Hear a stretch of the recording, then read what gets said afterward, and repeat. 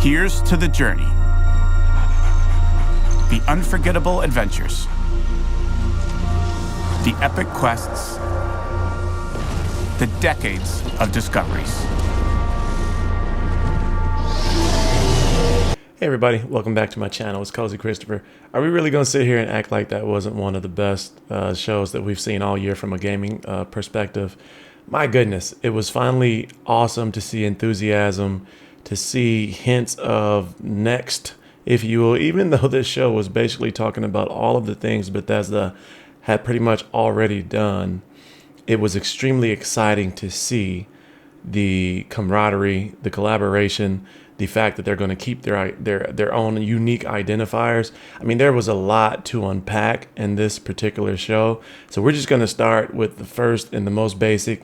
We're getting 20 freaking new games added to Game Pass. Not new games, but new games to Game Pass added tomorrow. And you know, one of the really big takeaways from that presentation was something that may have gone unnoticed. Was they said that Game Pass creates a scenario where you can create a game that you typically would not create.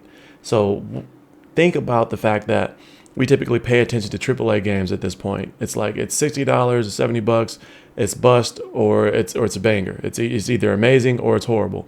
So developers, with that in mind, have not been creating the $39.99 games, the $29.99 games that will surprise you, like Senua's Sacrifice, a Cursed Tale, or whatever that game is around the Black Plague and all of those different things.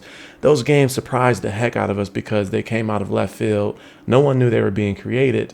And the reason no one knew they were being created is because the big companies are afraid to put those types of games out because the gaming market is so cynical right now. I mean, you take a game like, and I know I always go back to this game, but you take a game like Cyberpunk 2077, it's one of the most ambitious games we've seen in probably 20 years.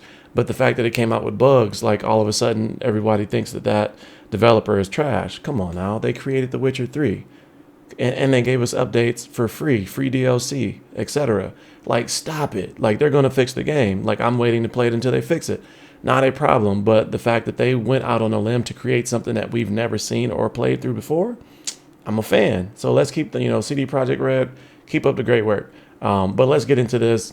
Game Pass at this point is almost unbeatable. And so I jumped on last night to see that some of the games had started to make their way to Game Pass system. I don't think people really understand what the gravity is of this acquisition and now that included with Game Pass. I mean, we're talking about some of the gaming industry's, biggest titles in the last 10 years, groundbreaking titles, Fallout 4, Skyrim, etc. And, came along and changed the landscape of open world RPG gaming. It's just, it's crazy to see that, this combination now, along with Xbox, is going to, in the future, give us day one exclusives for free with the addition of the $15 subscription. I mean, if you think about kind of what's going on right now with Game Pass, they just added Madden 21. They just added NBA 2K21. We're talking about games that are basically brand new because their next version is not out yet, and they're still selling for, on average, I guess at this point, $39.99 because of sales and different things like that. But when they're not on sale, they jump back up to $59.99 until the next version comes out. And that, I don't think people really understand that this changes the mindset of not if the PlayStation is better or if the Xbox is better, but it changes it to, does it make sense to not play it on Xbox? I mean, if Bethesda continues to leave their games as third-party games where you can play them on all of the systems, but you get a day one release for free with the addition of the subscription to Game Pass on Xbox, it doesn't financially make sense to play it on PlayStation. And that's what makes this just a crazy, crazy, crazy scenario. And to go back to the point earlier when I discussed that developers have not been, creating certain types of games because they worry about the backlash. Well, Game Pass opens up a world of possibilities for those people now because you get games like Senua's Sacrifice, A Plague Tale of Innocence. Those games that came out of left field because no one knew that they were being created because it's the type of game where you're not really sure if the audience is going to receive it well. And then they came out and they broke the internet. They broke, 9 out of 10 IGN radar, blah, blah, blah, blah, right? Amazing games. And now, Senua's Sacrifice is going to have a second version. Looks like it's going to be an exclusive to Xbox.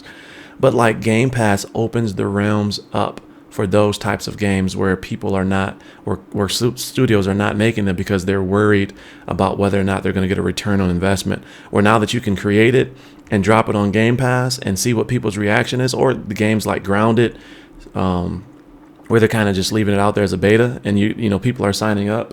That new game Valhalla, those type of games are the ones that show up on Game Pass, right? It's games where you don't really know if it's going to be a good game, but then you drop it and the world goes crazy.